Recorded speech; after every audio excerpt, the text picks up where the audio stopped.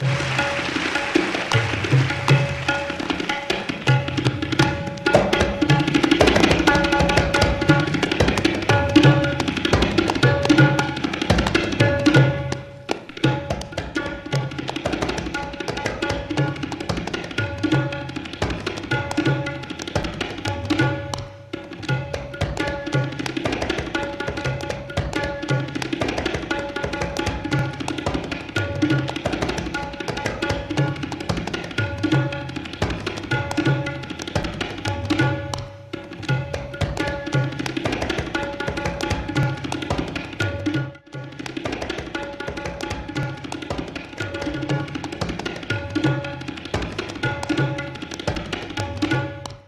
this episode of Cutting Chai, we're going to meet somebody who's worked in a gamut of industries in a gamut of roles. They cover investment banking, project planning, business analysis, consulting, customer service, strategy, and now retail. Let's meet R Venkatesh, Head People Office. Head People Office. What a unique title. How is People Office different from HR? When we do MBA, we are always taught that resources are something which you need to use to get something productive for your own use.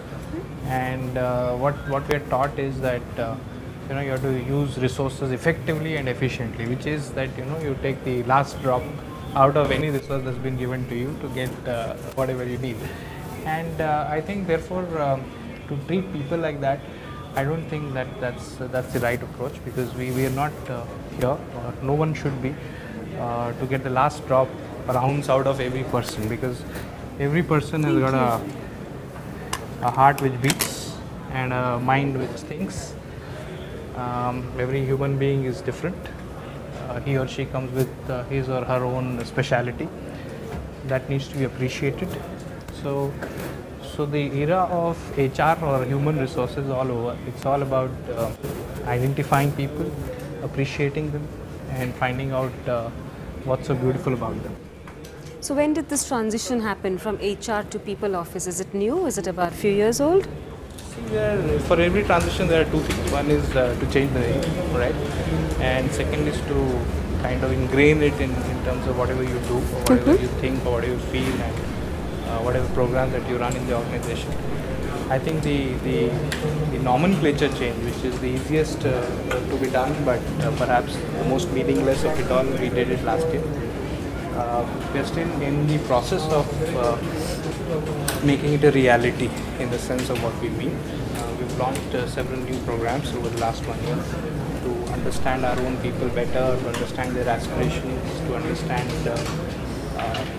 how we can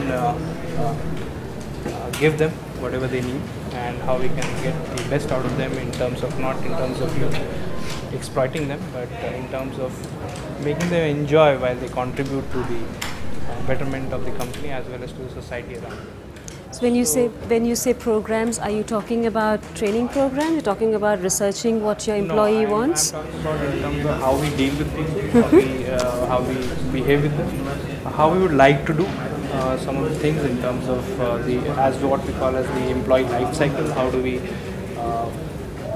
from the time that an employee enters the organization to the time he leaves, okay, what the experiences that he has to go through.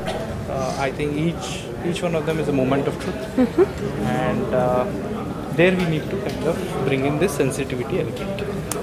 So are the challenges for retail very, very different from any other industry? In terms of people management, yes. I wouldn't say that we are something which is extraordinarily different or special, but it's a manpower intensive industry. So you have people and people and people. So currently in retail business we are around 35,000 employees, okay, which is a huge mass, and unlike other resources, when you add up people, it's not a straightforward addition. So 2 plus 2 is not 4, 2 plus 2 will be 8 and 20, things like that. So 35,000 people, when they interact with each other, it leads to that much more dynamic kind of a situation. So that's one angle. The second angle is, of course, that bulk of the people are not, I would say, they don't come from a very highly educated, upper middle class kind of a background. Bulk of them actually are, graduates or 10 plus 2, and they come from lower to lower middle class background. So their aspirations are different. Just imagine a person who's from a situation or from an environment where he may not have proper privacy to even carry out his daily activities. And he's standing in a store in an air-conditioned environment, and someone asks him or her that where's Dove shampoo kept, or something like that, right? So it's a cultural shift. It's a humongous shock. People have to be made ready for that. Yeah.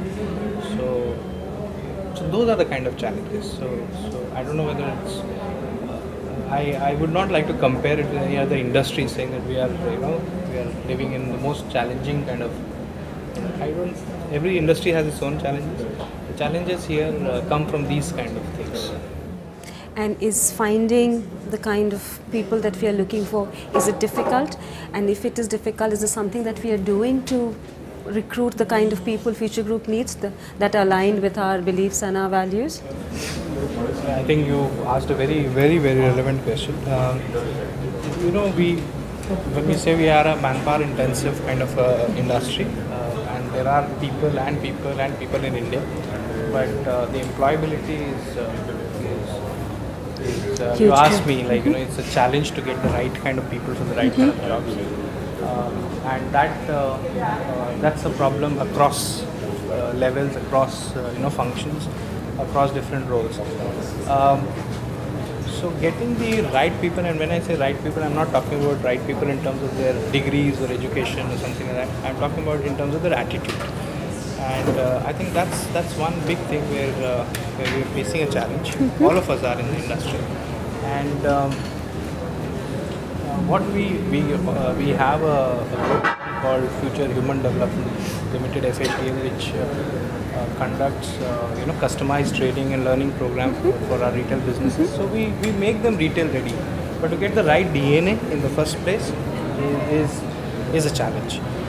Apart from that, some of the geographies where there's a rapid economic development happening, and there are other manpower intensive industries like BPO, hospitality, etc. There we do face a challenge. There are cities and towns where lots and lots of malls are coming up. So in those kind of locations, we do face challenges sometimes. When the economy is growing at around 8%, 7% in a slowdown, right? In that kind of an environment, I'm sure that all of us will face a manpower crunch because opportunities are available. Good people are limited.